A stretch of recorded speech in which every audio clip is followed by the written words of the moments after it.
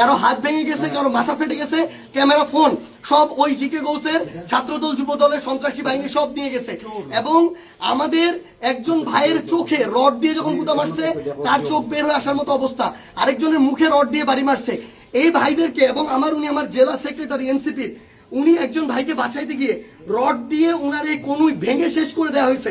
আপনারা একটু কাছে নিয়ে আসেন, আপনারা যদি দেখেন যে এখানে উনার হাতটার কি অবস্থা হয়েছে, এই জায়গায় মানে এটা ধরার মতো কোনো অবস্থা নেই।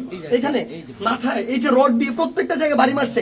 আমরা যখন আমাদের এই আহত 7-8 জন ভাইকে নিয়ে সদর হাসপাতালের দিকে যাইতেছিলাম তাদের চিকিৎসার জন্য, তখন সদর হাসপাতালের সামনে ওই 24শে জুলাইয়ের সময় যেমন খুনি বাহিনী যেভাবে আক্রমণ করছিল হাসপাতালের গেটে, ঢাকা মেডিকেলের গেটে, ওইভাবে আমাদেরকে খুনি বাহিনী এইখানে ছাত্রদল যুব দলের সন্ত্রাসী ক্যাডাররা, জিকে গাউসের ক্যাডাররা, তারা আমাদেরকে আক্রমণ করে হাসপাতালে পর্যন্ত ঢুকতে দেয় নাই। এখন আমি যখন আমার ভাইদের নিয়ে যাচ্ছিলাম তারা আমার হাতে পর্যন্ত রড দিয়ে বাড়ি মারছে, ইট মারা শুরু করে, এরপরে রড থেকে শুরু করে যত ধরনের তাদের লাঠি সোটা এগুলো তারা মারা শুরু করে।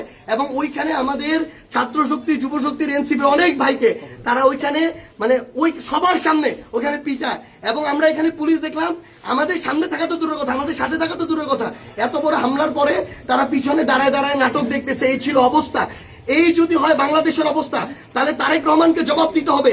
এটা কি তারেক রহমানের সন্ত্রাসী বাহিনী, যেই বাহিনী মানুষের উপরে এইভাবে শুধুমাত্র দ্বিমত করার কারণে, সমালোচনা করার কারণে এভাবে আক্রমণ করতেছে? সালাউদ্দিন আহমেদকে জবাব দিতে হবে। তারা কি এই জিকে গাউসদেরকে এই সন্ত্রাসী কার্যক্রমের টিকাদারি দিয়ে রাখছে কিনা, এর বিচার না হওয়া পর্যন্ত আমরা হবিগঞ্জে আছি।